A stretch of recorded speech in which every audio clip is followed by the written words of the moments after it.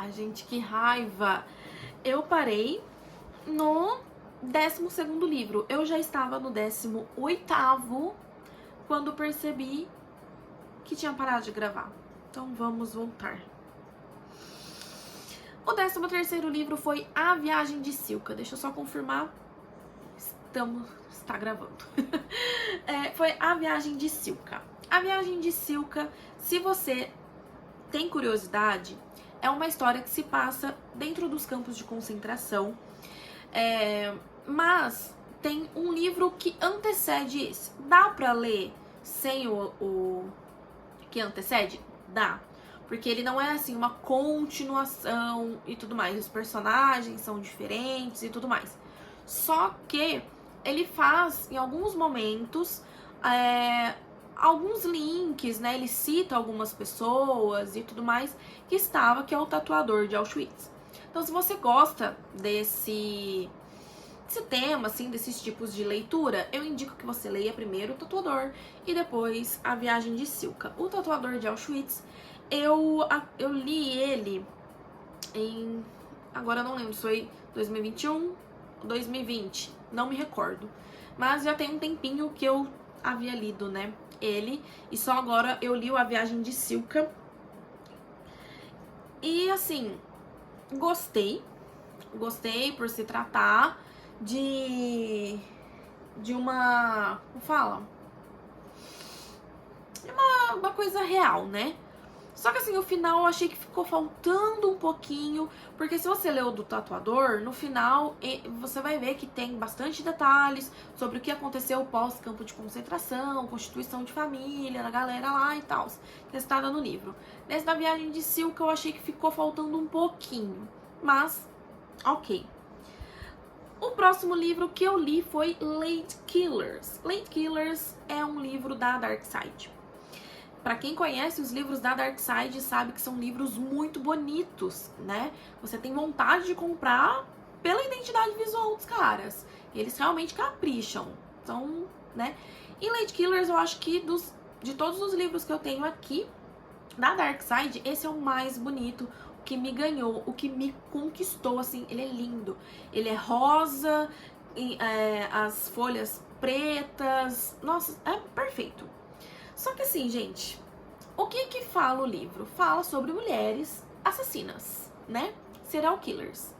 Só que o que me incomodou um pouco tem inúmeras histórias, só que de todas as histórias, todas as mulheres usam o mesmo modus operandi, né? Ou seja, elas matam independente de ser uma ou 200 pessoas, da mesma forma. Então isso me incomodou um pouquinho, porque parecia que eu tava lendo a mesma história o tempo todo. O último livro, ele também vai falar sobre assassinatos e tudo mais, só que muda. A hora que chegar lá, vocês vão entender, né? Então, assim, eu fiquei um pouco incomodada, demorei um pouco mais pra conseguir terminar a leitura. Aí eu acho que, sei lá, me arrastei por um mês com esse livro, porque eu não curti isso daí. Eu acho que eu poderia ter pego outras histórias, que tem histórias mais interessantes, mais relevantes pra colocar ali, dar uma quebrada, porque sempre o mesmo modus operandi, sempre mais ou menos na mesma época, e inclusive são histórias bem antigas, então não dá pra comprovar a veracidade das histórias ou sua total veracidade, né? Então, não sei. Gostei? Sim. Mas não sei se recomendo. Acho que tem livros mais interessantes. Como, por exemplo, o próximo, que é o BTK Meu Pai. O BTK Meu Pai é uma história verídica que uma menina, né, que tinha um excelente pai, que via seu pai um excelente marido para sua mãe, descobre que seu pai é um serial killer, descobre que seu pai é um assassino. Então, é assim, bem tenso. Ela conta ali várias partes do porquê ela acha que o pai dela é um super pai, conta suas histórias, suas viagens e tudo mais. E ela também conta como foi pra ela receber a notícia, descobrir como que ela lidou com essa situação, quais foram os traumas que gerou para ela e como que isso se estende até os dias de hoje. E é uma leitura que, essa sim, eu recomendo, né, da Darkseid. Tem um outro livro dele também, que é As Cartas que o BTK escreve, que esse ainda não li, está aí nos meus planos, não comprei ainda, vamos ver quando que eu vou conseguir ler. O próximo é A Morte é um Dia que Vale a Pena Viver. Esse livro, assim, eu fiquei meio dividida ali de opinião, porque concordo com muitas coisas que diz ali no livro, como por exemplo, quando a autora fala, né, sobre alguns médicos que vê os seus pacientes apenas como pacientes e não como seres humanos, como o amor de alguém. Então, tipo, a pessoa tá com doença terminal, ela vai morrer, dane-se, entendeu? E não tem aquele cuidado de se esforçar ao máximo para dar o máximo de conforto para a pessoa até o seu último dia, para que isso aconteça da forma mais natural possível e tudo mais. Então, eu realmente acho isso muito importante, né? Que a medicina por amor, que, tipo, nem sempre é, né? A gente sabe. Isso acontece em todas as profissões, óbvio, mas tô falando isso por conta do tema do livro. Ela também fala, né, sobre assim, a gente deixar as coisas, eu quero fazer isso hoje, mas não, vou deixar para amanhã, amanhã pode não chegar, então pra gente valorizar a nossa vida, valorizar os nossos momentos e tudo mais.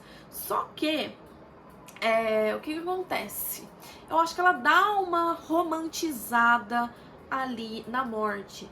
Eu acho que a morte não tem que ser um tabu, ser algo que a gente nunca deve falar, nunca deve conversar.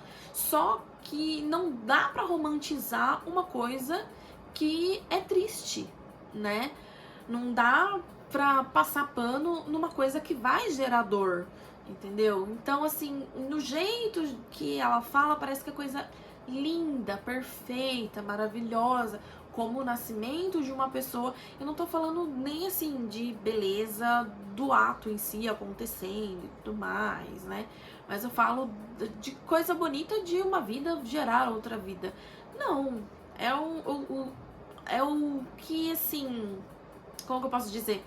É uma coisa que tá predestinada, todo mundo vai ter o seu fim, outros mais jovens, outros nem tanto, né? Então é algo totalmente esperado, mas nem por causa disso precisa ser romantizado.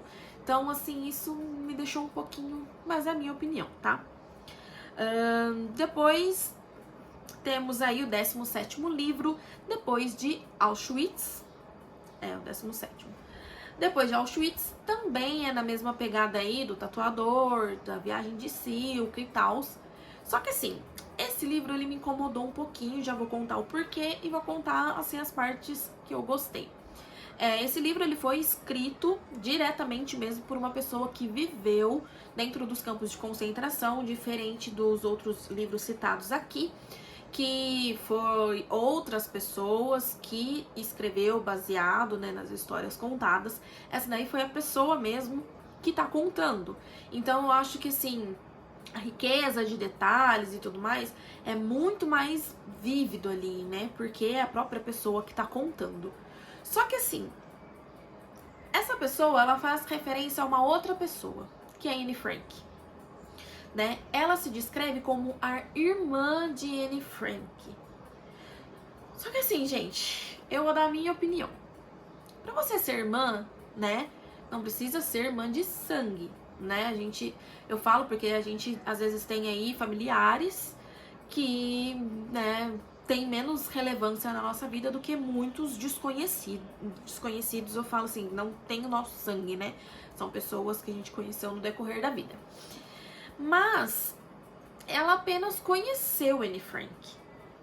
E aí depois a mãe dela se casou com o padrasto de Anne. Só que quando isso aconteceu, Anne já estava morta. É um spoiler. Mas, enfim.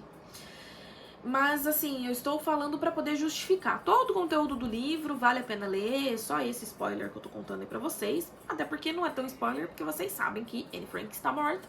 Tem o diário de Anne Frank e tudo mais.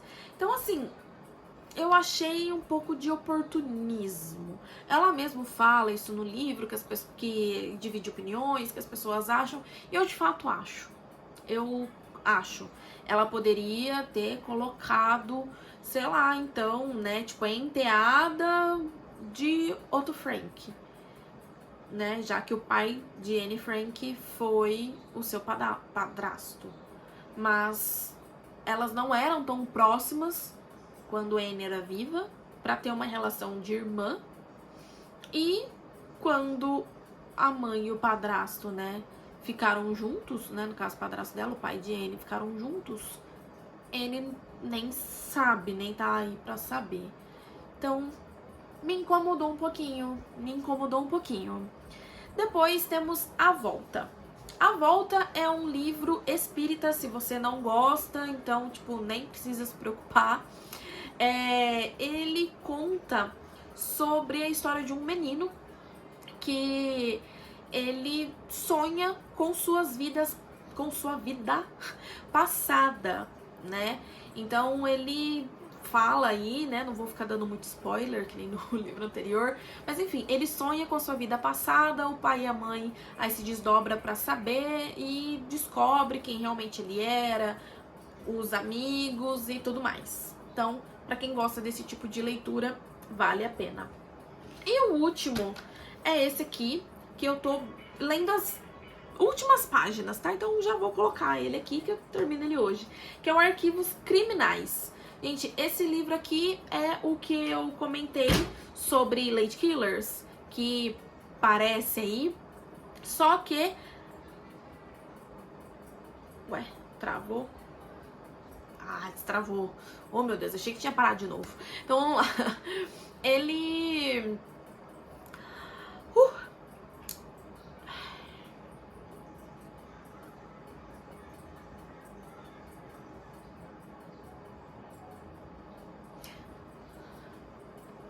Então, ele é como se fosse Lady Killers. Ele fala aí sobre diversos serial killers, só que o modus operandi muda.